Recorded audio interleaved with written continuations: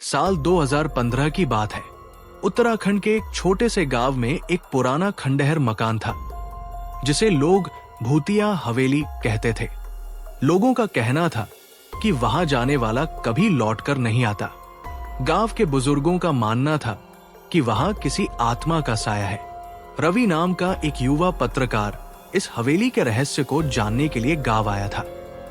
उसने सुना था कि 20 साल पहले वहां एक अमीर जमींदार का परिवार रहता था, लेकिन एक रात पूरे परिवार की रहस्यमयी मौत हो गई।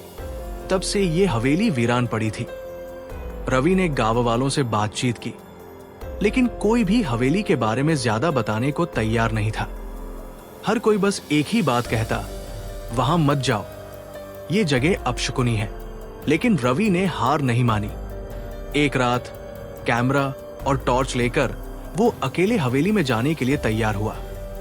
गांव के कुछ लोग उसे रोकने आए, लेकिन वो अपनी जिद पर अड़ा रहा। रात के करीब 11 बजे रवि हवेली में दाखिल हुआ। चारों ओर सन्नाटा था। हवा के झोंकों से टूटी खिड़कियां अजीब आवाजें निकाल रही थी। अंदर घुसते ही उसे सड़े हुए मांस जैसी गंध महसूस हुई। हॉल के बीचों बीच एक पुरानी लकड़ी की अलमारी थी। उसे अजीब सी अनुभूति हुई, जैसे कोई उसे देख रहा हो। उसने अलमारी खोलने की कोशिश की, लेकिन वो जाम थी। तभी उसे ऊपर की मंजिल से किसी के चलने की आवाज सुनाई दी। रवि ने हिम्मत करके ऊपर जाने का फैसला किया। सीढ़ियों से ऊपर जाते ही उसे ऐसा लगा जैसे कोई उसे पीछे से देख रहा है। जब उसने पलटकर देखा तो कोई नहीं था, लेकिन जैसे ही वो ऊपर पहुंचा, अचानक एक दरवाजा अपने आप जोर से बंद हो गया। कमरे के अंदर अंधेरा था।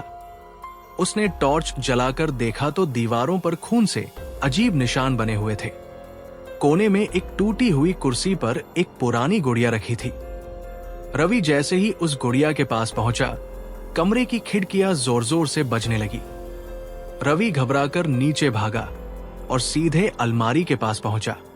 इस बार उसने पूरा जोर लगाया और अलमारी खुल गई। अंदर का नजारा देखकर उसके होश उड़ गए। अलमारी के अंदर एक लड़की बैठी थी, बेहद कमजोर, गंदे कपड़ों में, कांपती हुई। उसकी आंखों में डर साफ झलक रहा था।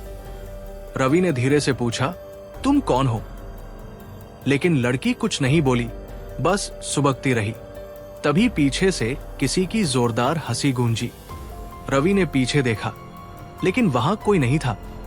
लड़की ने धीरे से कहा, यहां से भागो, वो आ रहा है। रवि लड़की को लेकर बाहर भागने लगा, लेकिन हवेली के दरवाजे अपने आप बंद हो गए।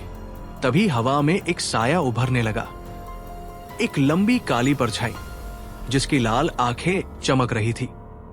लड़की ने कांपते हुए कहा, यह वही आत्मा है जिसने मेरे परिवार को मार डाला।